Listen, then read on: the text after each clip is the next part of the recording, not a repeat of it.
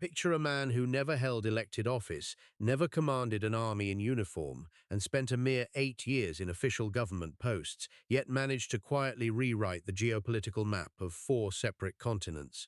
A man who sat in the shadowy corridors of American power from 1969 to 1977, directing secret bombing campaigns, approving bloody foreign military coups, and forging covert economic deals that anchored the global dominance of the United States dollar for half a century. Most people assume that global warfare, sovereign overrides, and grand imperial shifts require decades of formal presidential authority, legislative sanction, and public mandates. We are taught that international order is maintained through transparent diplomacy, international law, and democratic oversight. But for nearly a decade, the fate of millions across Southeast Asia, South America, the Middle East, and East Asia was decided not by open congressional debates or public votes, but by a single unelected advisor whispering into the ears of presidents behind locked doors. He ordered thousands of secret bombing missions over non-combatant nations without congressional approval, leading to the deaths of an estimated 150,000 to 500,000 civilians. He authorized the clandestine overthrow of democratically elected foreign leaders, ushering in decades of brutal military dictatorship. He greenlit invasions that wiped out nearly a quarter of an island's entire population. And yet, when his brief 8-year tenure in public office came to an end, he was not indicted. He was not dragged before an international tribunal. He was awarded the Nobel Peace Prize. He went on to found a multi-million-dollar private consulting firm. Profiting directly from the geopolitical volatility he had spent years engineering, he lived to be 100 years old and died peacefully in his own bed. He was never punished. Think about that contrast for a moment. Let that sink in. On one side, documented primary records detailing the destruction of lives and the systematic subversion of democracy across the globe. On the other side, an untouchable elder statesman, celebrated by world leaders, revered by corporate elites, and completely insulated from the law until his final breath. He was the ultimate architect of the shadow state, a man who proved that if your influence is grand enough and your mastery of power absolute enough, the mechanisms of justice simply cease to apply to you. The mainstream narrative frames him as a brilliant realpolitik strategist who made hard, painful choices in the name of national security. But the declassified record reveals a far darker reality, a pattern of calculated, illegal, and devastating interventions driven by personal ambition, corporate interests, and an obsession with unchecked imperial power. To understand how one man gained the power to reshape 4 continents without ever facing a single day of reckoning, we have to go back to the moment he stepped into the shadow of executive authority. By 1969, the United States was locked in a brutal conflict in Vietnam, bleeding money, moral authority, and political stability, while a growing anti-war movement threatened to tear the domestic fabric of the nation apart. But behind the visible nightmare of the war lay a critical strategic crisis that the American military leadership could not solve through conventional military means. North Vietnamese troops were utilizing supply routes running through neighboring neutral nations, specifically the sovereign kingdom of Cambodia, establishing military sanctuaries completely beyond the reach of open American power. The conventional levers of statecraft had failed. Congress was increasingly hostile to expanding the footprint of military action, and the global apparatus of international law offered no legal mechanism to strike across neutral borders without inciting massive public condemnation. The empire was trapped. What followed was not an open debate or a declaration of war, but a systematic campaign of clandestine violence conducted in total darkness from both the public and Congress. Between March 1969 and August 1973, American forces executed over 3,800 secret bombing missions over non-combatant Cambodian territory under military code names like Operation Menu and Operation Freedom Deal. More than 2 million tons of high-explosive ordnance were dropped onto rural villages, farmlands, and jungles, destroying fragile ecosystems and creating a humanitarian catastrophe of staggering proportions. Modern historical assessments estimate that between 150,000 and 500,000 innocent Cambodian civilians lost their lives in a war they had never joined, targeted by an executive authority operating without legislative approval. Millions of human lives were discarded as collateral damage. The structural vulnerability of the mid-20th century geopolitical order was suddenly laid bare. A national security state could wage illegal, undeclared wars across international borders as long as the internal chain of command remained fiercely centralized and completely shielded from legislative oversight. But the collapse of regional stability in Southeast Asia was only one part of a multi-front crisis threatening Western imperial hegemony during this volatile era. Across the Western Hemisphere, foreign democratic elections were beginning to produce ideological results that directly challenged Western financial and corporate dominance, most dramatically in South America, where the economic interests of American conglomerates were directly threatened. In September 1970, the nation of Chile democratically elected a socialist candidate named Salvador Allende to the presidency, sending shockwaves through the boardrooms of Wall Street and the corridors of Washington executive power. Allende promised to nationalize major domestic industries, including massive copper reserves controlled by powerful American corporations, threatening to set an ideological precedent that could dismantle Western economic influence across the entire continent. Rather than accepting the sovereign political decision of a foreign democracy, the executive apparatus mobilized to orchestrate economic sabotage, fund covert opposition groups, and lay the ground for a violent military takeover. Remember the name of General Augusto Pinochet because he was waiting in the shadows to lead the brutal regime that would rise from the ashes of Chilean democracy. Democracy was treated as an obstacle to be removed. Simultaneously, the global economic architecture established after the Second World War was rapidly unraveling under the weight of massive foreign military expenditures and escalating trade deficits. By the turn of the decade, foreign central banks held far more United States dollars than the Treasury had physical gold to back them, creating an unprecedented monetary emergency that threatened to paralyze the American financial empire. The international order was buckling on three distinct fronts: military failure in Asia, ideological rebellion in Latin America, and imminent financial bankruptcy at home. The traditional machinery of open governance, public diplomacy, and constitutional checks and balances was entirely ill-equipped to manage this cascading multi-continental crisis. The established institutions of the state were paralyzing themselves in public debate, while the empire teetered on the edge of structural collapse. The government was powerless, and into that vacuum stepped someone the public had never elected. In May 1923, in the Bavarian city of Fürth, a child named Heinz Alfred Kissinger was born into a middle-class German Jewish family, entirely unaware that his early childhood would be defined by the relentless rise of aggressive totalitarianism. By 1938, fleeing severe persecution under the Nazi regime, 15-year-old Heinz arrived in New York City with his family, adopted the name Henry, and began a painstaking personal transformation that would ultimately place him at the absolute epicenter of Western imperial power. He was intense, fiercely ambitious, intellectually formidable, and possessed a gravelly, deeply accented cadence that made him seem effortlessly authoritative in any room he entered. He served in the United States Army during the Second World War, utilizing his native German fluency to manage counterintelligence operations in occupied Western Europe, an experience that forged his enduring belief that global order was not maintained through moral ideals, but through raw, unyielding authority. Upon returning to civilian life, he threw himself into the vaulted academic corridors of Harvard University, eventually producing a massive doctoral dissertation on early 19th century European diplomacy that laid out his core worldview. That worldview was simple, cynical, and absolute. International stability is never created by international law, moral consensus, or abstract human rights, but by a delicate, calculated balance of terror maintained by powerful states willing to execute ruthless force without moral hesitation.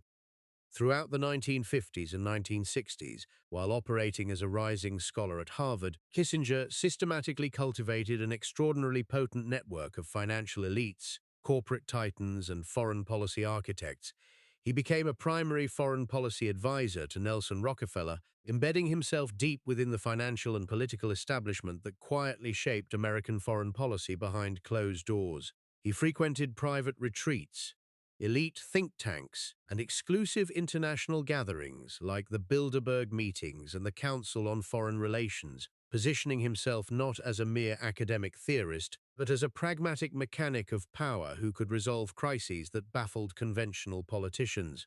His true motivation was not simply national defense in the traditional constitutional sense, but an obsessive pursuit of structural control and personal influence, coupled with an unwavering conviction that the American executive apparatus possessed an inherent right to manage global affairs. He viewed sovereign nations not as living communities of citizens, but as mere geometric coordinates on a grand geopolitical chessboard, to be manipulated, sacrificed, or reorganized at his personal discretion.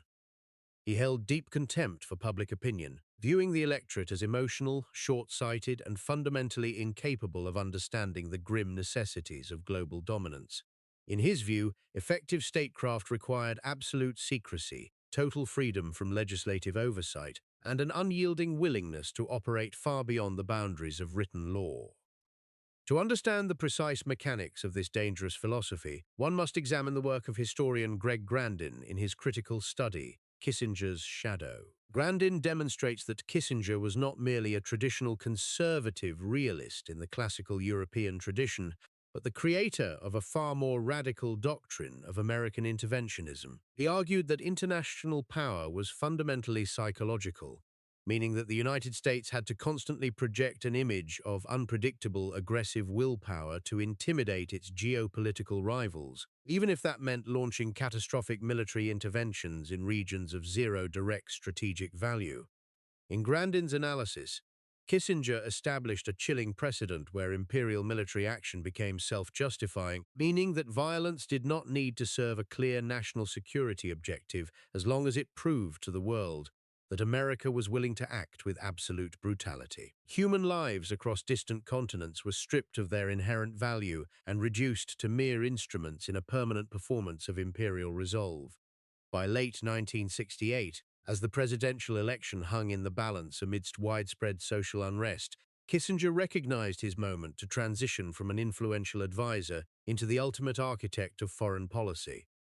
Journalist Seymour Hersh, in his seminal investigative volume, The Price of Power, documented how Kissinger systematically played both sides of the 1968 presidential campaign with extraordinary duplicity. Hersh revealed through primary records and interviews that Kissinger secretly established contact with Richard Nixon's campaign while simultaneously advising the incumbent Democratic administration, feeding sensitive classified intelligence regarding the Paris peace negotiations directly to Nixon's team. This covert information allowed Nixon's operatives to secretly advise the South Vietnamese government to sabotage the peace talks, effectively extending the war in order to prevent a democratic victory on the eve of the election. By intentionally derailing negotiations that could have saved tens of thousands of lives, Kissinger secured his ultimate reward when the newly elected President Richard Nixon appointed him National Security Advisor in January 1969. It was a cold, calculated transaction that traded human lives for personal proximity to executive power. Stop and look at the shape of this thing. Think about what this means. An immigrant academic who had never been elected to a single public office, who had never received a single vote from the American electorate, was handed unprecedented control over the military, intelligence, and diplomatic machinery of the Western world. Together, Richard Nixon and Henry Kissinger systematically dismantled the traditional foreign policy hierarchy of the United States government. They deeply mistrusted the State Department under Secretary William Rogers, viewed Defense Secretary Melvin Laird with intense suspicion, and considered the United States Congress to be an inconvenient obstacle to be bypassed whenever possible. They concentrated all major strategic decision-making directly inside the West Wing, creating a tight two-man command structure that operated in total secrecy behind locked doors. They installed secure telephone taps on their own senior aides, bypassed official diplomatic channels through private back channels, and established an atmosphere of profound paranoia where internal dissent was met with immediate surveillance and political exile. This concentrated executive mechanism was deployed with catastrophic force across the globe, most glaringly when sovereign democratic choices threatened American corporate balance sheets. In September 1970, the nation of Chile democratically elected Salvador Allende, a committed socialist who vowed to nationalize domestic industries, including massive copper reserves and telecommunications networks controlled by giant American conglomerates like International Telephone and Telegraph and the Anaconda Copper Mining Company. Kissinger was utterly horrified by Allende's victory, not because Chile posed a military threat to the United States, but because a successful democratic socialist government in South America threatened to dismantle Western financial dominance across the entire region. Remember the name of General Augusto Pinochet, whom we introduced earlier as the military figure standing in the shadows of Chilean politics. Kissinger explicitly stated during a documented meeting of the senior covert operations body known as the 40 Committee that he saw no reason why the United States should stand by and watch a country go communist due to the irresponsibility of its own people. Over the next 3 years, Kissinger directed a systematic, multi-pronged covert strategy designed to destroy the Chilean economy, finance hostile opposition media, and signal to anti-Allende military officers that Washington would fully back a violent military takeover. Under direct executive instructions, the Central Intelligence Agency executed Project Fubelt, a secret operation aimed at creating economic chaos, inciting civil instability, and laying the explicit groundwork for a violent coup d'état. When General Augusto Pinochet finally launched his bloody military assault against the presidential palace on September 11, 1973, resulting in Allende's death, it was the direct fulfillment of a covert policy engineered years earlier inside the West Wing. The resulting regime executed over 3,000 political opponents, tortured more than 40,000 citizens, and forced over 200,000 people into exile, replacing a vibrant democracy with decades of brutal authoritarian rule. Let that sink in for a moment. Sit with that staggering irony. This was not a defensive operation designed to protect American soil from foreign invasion. It was the deliberate, state-sponsored destruction of a sovereign democratic government to protect corporate profits and assert unchecked imperial authority across the Western Hemisphere. Kissinger believed that international order required absolute submission to American strategic dominance, and any nation that dared to prioritize its own economic sovereignty over Western financial interests had to be broken as an example to the rest of the world. By late 1973, Kissinger had achieved a level of institutional power unprecedented in modern American history, simultaneously holding the positions of National Security Advisor and Secretary of State. He had completely centralized the machinery of foreign policy, insulated himself from congressional oversight, and established a private apparatus of power that answered to no one but the president, and often not even to him. He had designed the strategy, built the apparatus, and secured total operational authority over the global national security state. They had the plan. They had the power. Now they needed to make it real, without the public ever seeing the strings. Sociologists and historians of public policy highlight that the establishment of centralized bureaucratic systems was often birthed out of a desire to manage urban chaos and industrial complexity. As populations expanded, administrative state institutions sought standardized metrics to organize modern society. While these mechanisms inevitably created oppressive tools of social control and inequality, their original architects frequently defended them as essential advancements in administrative efficiency and public order. The mechanics of deception did not begin in public press briefings or open congressional testimony, but in the calculated falsification of military logs inside the highest levels of the Pentagon and the White House. When Henry Kissinger authorized the secret bombing of sovereign, non-combatant Cambodia in early 1969, he knew that an open declaration of war across international boundaries would trigger massive public outrage and potential congressional impeachment proceedings against President Richard Nixon. To evade constitutional oversight, Kissinger established a dual reporting system where American B-52 pilots flew routine missions over South Vietnam, while secret orders transmitted through closed intelligence channels diverted those bombers into Cambodian airspace to unleash devastating payloads. Military records were systematically doctored, flight logs were rewritten before being submitted to legislative committees, and the entire chain of command was bound to absolute secrecy under penalty of treason. Declassified Nixon White House audio tapes revealed years later that Kissinger personally reviewed target grids, approved bombing coordinates, and micromanaged the destruction from his West Wing desk, with cold mathematical precision. He hid a full-scale war inside a bureaucratic lie.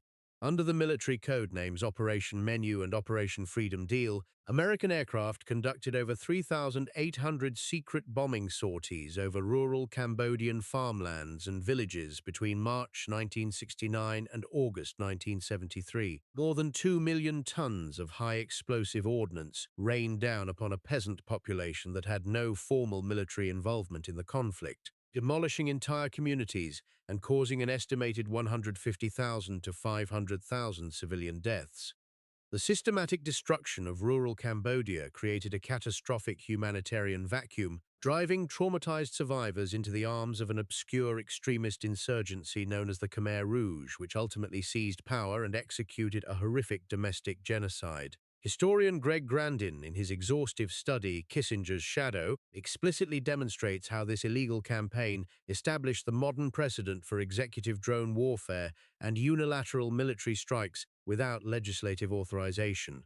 Yet, when the secret bombings were finally leaked to the press, no congressional charges were brought, no military tribunals were convened, and no executive officials were held legally accountable. The deaths were simply absorbed into the background noise of imperial history. But here is the catch. Southeast Asia was merely the proving ground for a far broader blueprint of covert global management. In 1971, a devastating crisis erupted in South Asia when the military junta of West Pakistan launched a systematic military crackdown against the Bengali population of East Pakistan, initiating a campaign of mass murder, rape, and displacement that created millions of refugees. Senior American diplomats stationed in the region dispatched the famous blood telegram directly to the State Department, explicitly warning that the Pakistani military was engaging in systematic genocide and urging the Nixon administration to intervene. Kissinger utterly ignored the warnings, suppressed the official diplomatic dissent, and ordered the secret transfer of American military equipment to the Pakistani junta through third-party nations like Jordan and Iran, bypassing congressional prohibitions against arming a regime committing war crimes. Journalist Seymour Hersh revealed in The Price of Power that Kissinger backed the brutal dictator Yahya Khan not out of strategic necessity for South Asia, but because Pakistan served as the secret, untraceable diplomatic bridge to facilitate Kissinger's covert negotiations with Communist China. Human lives were treated as disposable bargaining chips. Hundreds of thousands of Bengali civilians were slaughtered, and Kissinger achieved his grand diplomatic breakthrough in Beijing without facing a single legal consequence. The same pattern of deliberate state-sanctioned violence played out with devastating clarity in East Asia 4 years later. On December 5, 1975, Kissinger and President Gerald Ford sat in a private suite in Jakarta with the authoritarian Indonesian ruler, General Suharto, who laid out his intention to launch a full-scale military invasion of the neighboring island nation of East Timor.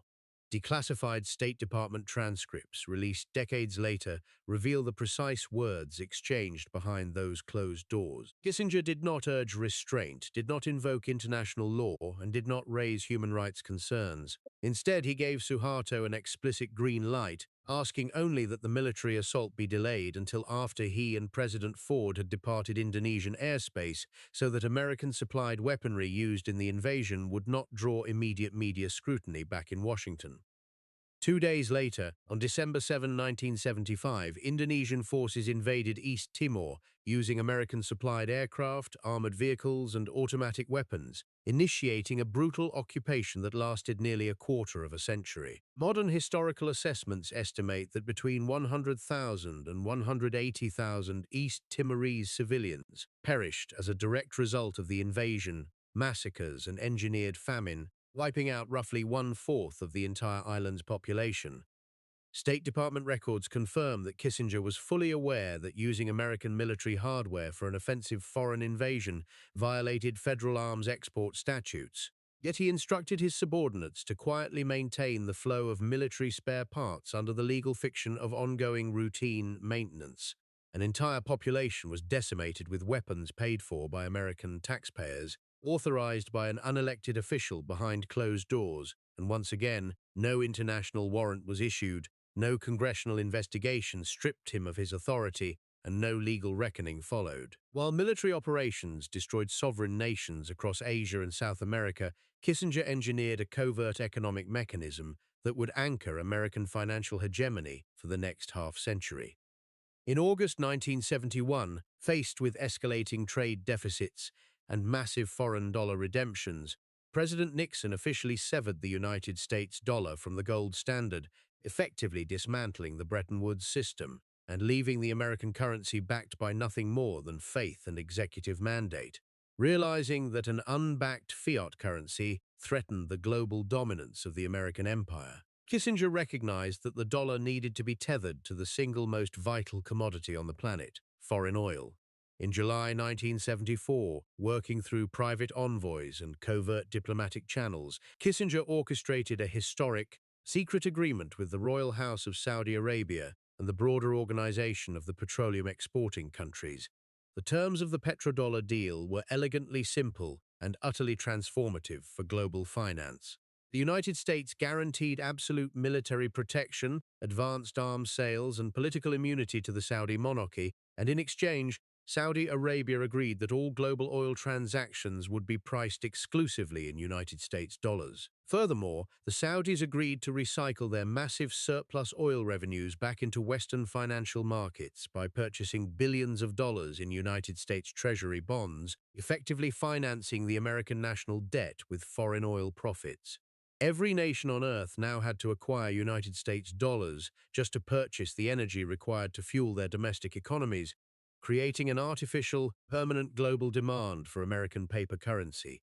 It was a masterstroke of structural control, drafted in private suites, executed without congressional approval, and designed to ensure that the global financial architecture remained permanently tethered to Washington. Sit with that staggering irony for a moment.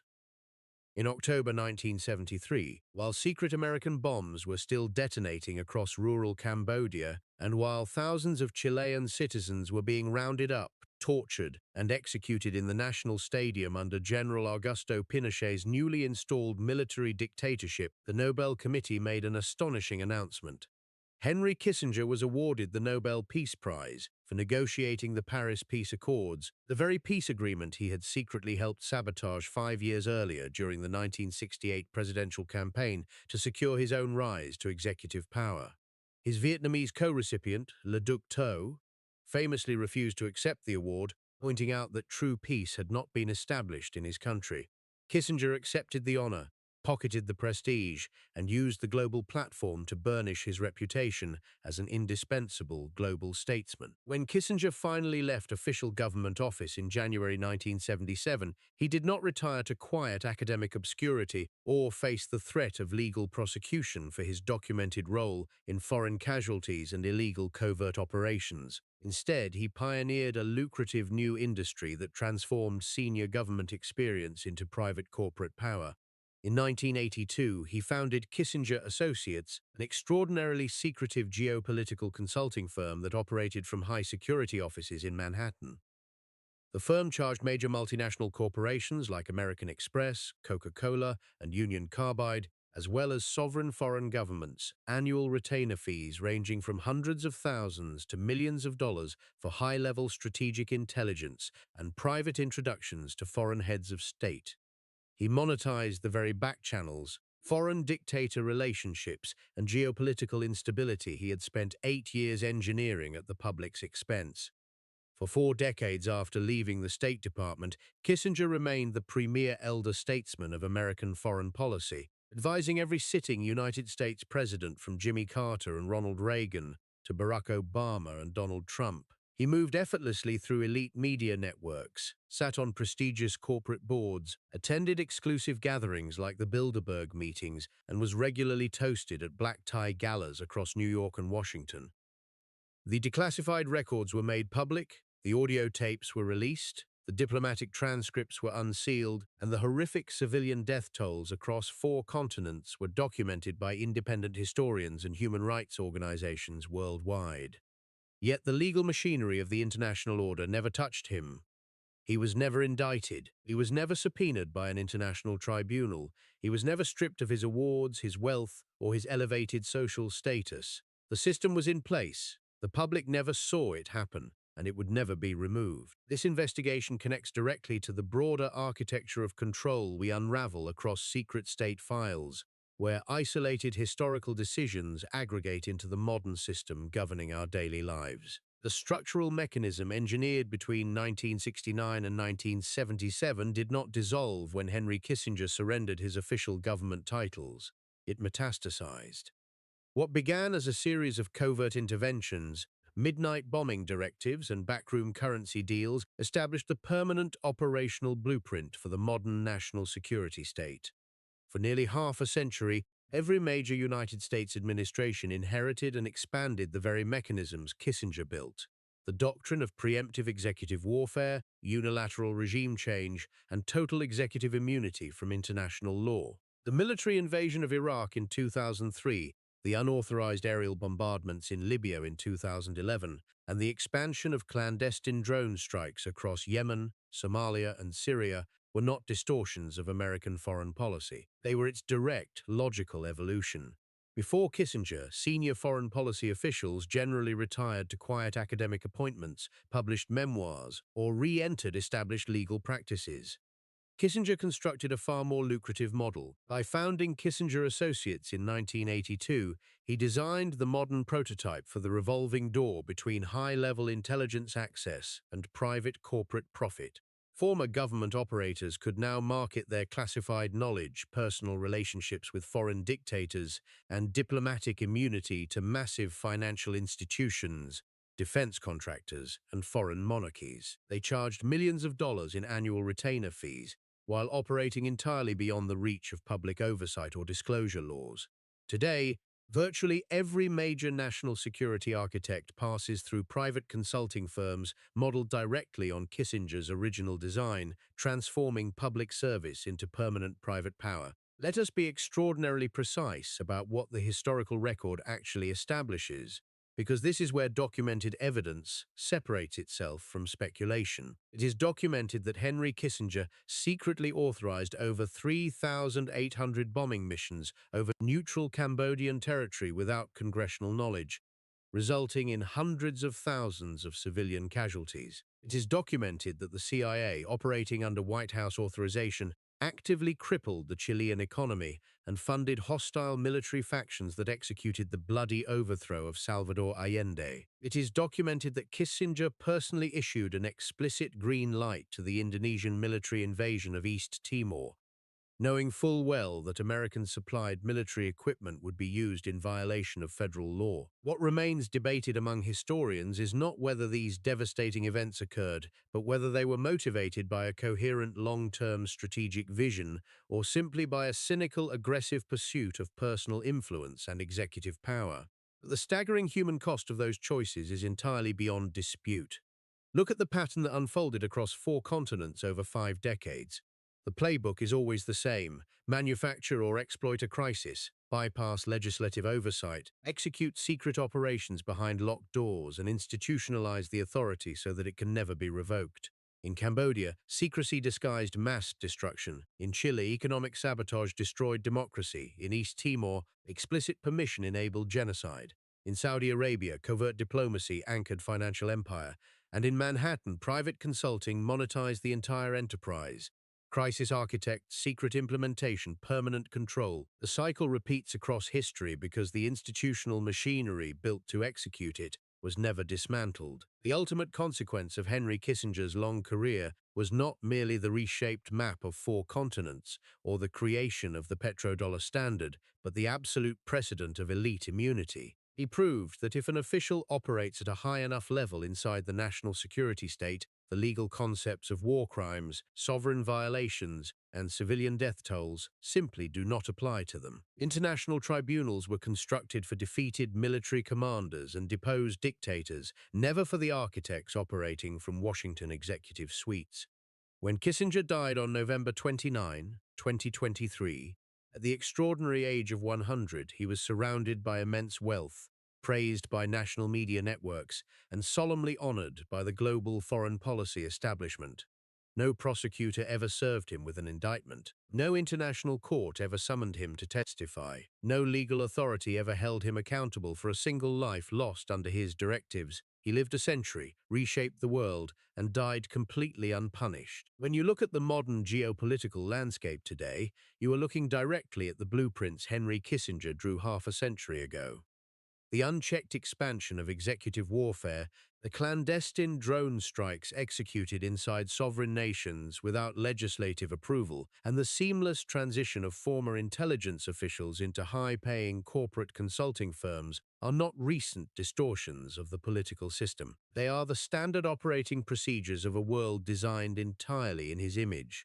From the corridors of Washington to boardrooms across Wall Street, the legacy of imperial authority operating beyond the boundaries of written law remains fully active and deeply entrenched. The most terrifying aspect of Henry Kissinger's life is not simply the staggering scale of human suffering documented across Cambodia, Chile, East Timor, and Bangladesh, but the permanent blueprint of elite immunity he established for future generations of leadership. He demonstrated to every national security architect who came after him that as long as your actions serve the structural mechanics of empire and corporate power, the law will never reach you.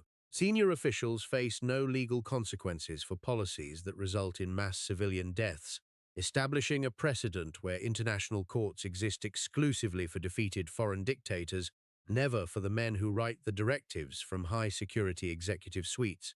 I want to be very precise here because this is where the line between documented history and ideological interpretation must be drawn. Historians will continue to debate whether Kissinger was driven by a genuine, albeit deeply ruthless, commitment to Cold War balance of power, or by a purely cynical desire for personal access, executive prestige, and corporate wealth. Some will argue that his ruthless maneuvers prevented a broader global conflict between superpowers. But what is completely beyond debate, what is etched permanently into the unsealed archives of history, is the devastating human cost of those choices. Hundreds of thousands of innocent lives discarded as collateral damage in a permanent game of imperial chess. So we are left with a haunting question that echoes far beyond the legacy of one man. What does it say about a political system and an international order that gives its most destructive architect a Nobel Peace Prize and a peaceful death in his own bed at 100 years old? Now that you see the hidden machinery that protected him from the consequences of his actions, do you still believe that the institutions built to hold power accountable were ever designed to protect the public? If you want to understand the invisible systems that govern our world and see through the official narratives engineered to protect those who built them, subscribe to Secret State Files and join a community committed to searching past the propaganda. Tell us in the comments below, do you believe a system built on elite immunity can ever truly hold its own leaders accountable, or is justice simply an instrument reserved for the powerless? Next time, we expose the secret meeting that quietly rewrote the rules of modern surveillance behind locked doors.